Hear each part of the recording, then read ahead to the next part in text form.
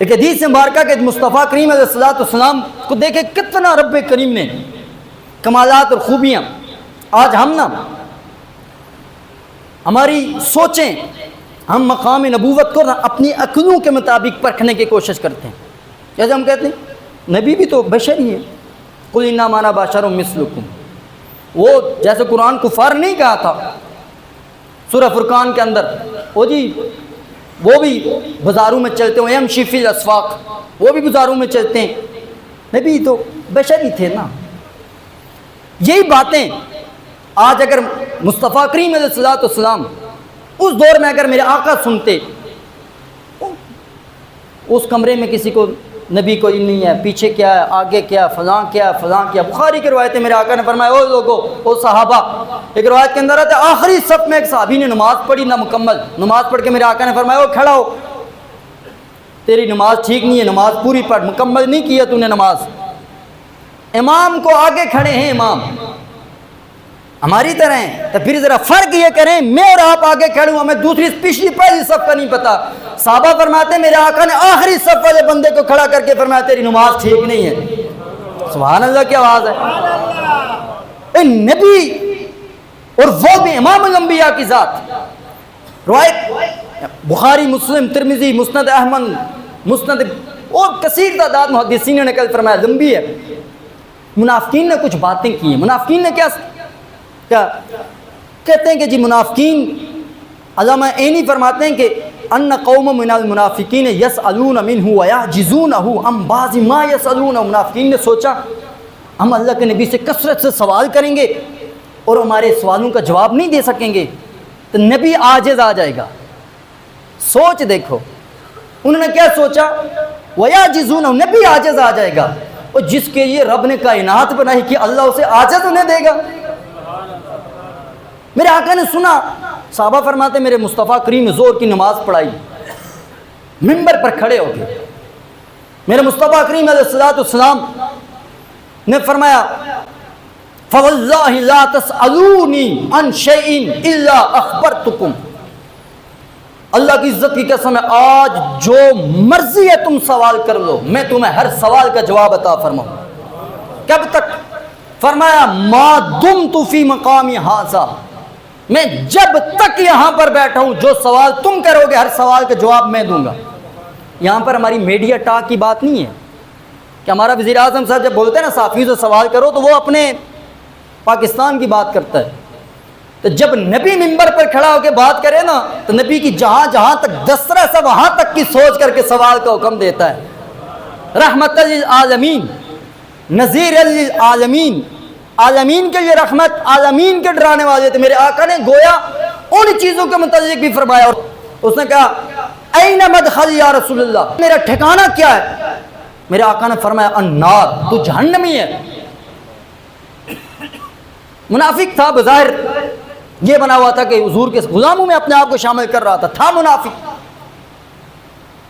ایک شخص نے کہا کہاں ٹھکانہ؟ آپ نے فرمایا النار. اب سوال اس نے کہاں کا کیا؟ دوزخ میں, دوزخ کا. اور دوزخ کا فیصلہ کب ہونا ہے؟ دنیا میں, قیامت میں. قیامت کب ہوگی؟ اللہ اور اس کے رسول کی ذات بہتر جانتی ہے. اب مصطفیٰ کریم علیہ السلام کے سوال کا جواب کیا کر رہا ہے؟ کہاں میرا ٹھکانہ ہوگا؟ کئی سو صدیوں ہزاروں سالوں کے بعد سوال کر رہا ہے. میرا آقا فرماتے جہنمی ہے. بتائیں, اور کیا اس پر کوئی شک بھی کر سکتا ہے کہ میرے آقا نے جو مور لگائی ہے یہ بدل سکتی ہے؟ یہ جواب غلط ہے. نہیں. تو پھر یہ مانے اللہ نے اپنے نبی کو وہ علوم عطا فرمائے تھے جو ہماری عقلوں اور دسترس سے دور کی بات ہے. مصطفیٰ کریم علیہ السلام کو رب نے وَعَلَّمَكَ مَا لَمْ تَكُنْ تَعْلَمُ کا یہ تاج عطا فرمایا تھا کہ میرے آقا وہ بھی جانتے تھے جو ہماری آنکھوں سے, ہماری نگاہوں سے پوشیدہ تھا. اور اللہ کریم نے یہ طاقت بھی عطا فرمائی تھی جو کچھ قیامت اور جنت اور دوزخ تک ہونے والا تھا رب نے اپنے محبوب کو عطا فرما دیا تھا. دوسرا شخص نے آقا جی میرا باپ کون ہے؟ میرا آقا نے فرمایا ابو کا حذافہ. اب یہ کوئی بتا سکتا ہے کوئی بندہ کسی کا میرا باپ کون ہے؟ دنیا کوئی بندہ بھی کھڑا ہو, کوئی بندہ کہے یار میرا باپ کون ہے, یہ اللہ کی ذات بہتر سمجھتی ہے، یا ماں باپ کو ہی پتہ ہوتا ہے کہ بھائی یہ بیٹا ہمارا ہے یا کس کا ہے۔ صحابی ہے، سوال کیا میرا باپ، اب سوالات دیکھیے اور مصطفیٰ کریم کے جوابات دیکھیے۔ اس کو فرمایا تیرا باپ فلاں ہے، اور انہوں نے گھر میں جا کر والدہ سے پوچھا، انہوں نے فرمایا تیرا باپ فلاں ہے۔ پھر میرے آقا نے، صاحب راوی کہتے ہیں، حضرت انس کہتے ہیں، یقول سلونی سلونی، میرے آقا بار بار کہتے ہیں، پوچھو جس نے پوچھنا ہے، بار بار کہتے ہیں سلونی سلونی۔ آخر کار حضرت عمر رضی اللہ تعالیٰ عنہ نے دیکھا، اور رحمت والی ذات آج جلال میں ہے۔ حضرت عمر کا انداز دیکھیے، فبارک عمر علی رکبتئی، حضرت عمر گھٹنوں کے بل آئے، کیسے؟ گھٹنے زمین پر ٹیک کر حضور کے پاس آئے، اور ایک روایت کے اندر آتا ہے فقبل رجلہ، حضرت عمر نے میرے مصطفیٰ کریم کے قدمین کے بوسہ دیا۔ ایک روایت کے اندر آتا ہے، علامہ ابن کثیر کے روایت ہے فقبل رجلہ، ایک روایت کے اندر آتا ہے فجسا عمر، حضرت عمر فاروق رضی اللہ تعالیٰ گھٹنوں کے بل اپنے گھٹنے گھسیٹ کر حضور کی بارگاہ میں آئے۔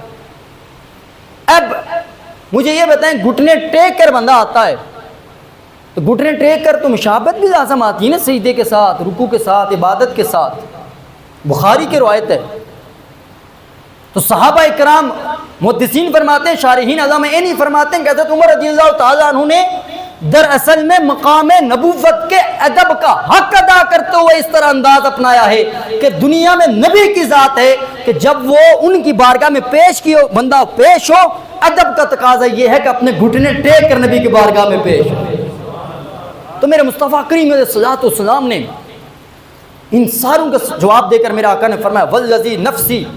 اچھا، راوی کہتے ہیں جب حضرت عمر نے یہ عرض کی رضینا باللہ ربا و بالاسلام دینا و محمد رسولا فسکت رسول اللہ، میرے آقا خاموش ہو گئے۔ پھر میرے آقا نے فرمایا والذی نفسی بیدی لقد ارزت علی الجنۃ والنار آنفا فی ارض ھذا الحائط وانا اصلی، میرے آقا فرماتے ہیں میں نماز میں تھا، اس دیوار کے سامنے میرے سامنے جنت اور دوزخ دونوں کو میرے پیش کیا گیا۔ آج کا دن میں نے خیر اور شر کے اعتبار سے، خیر بھی میں نے دیکھی اور شر بھی میں نے آج بہت زیادہ دیکھی۔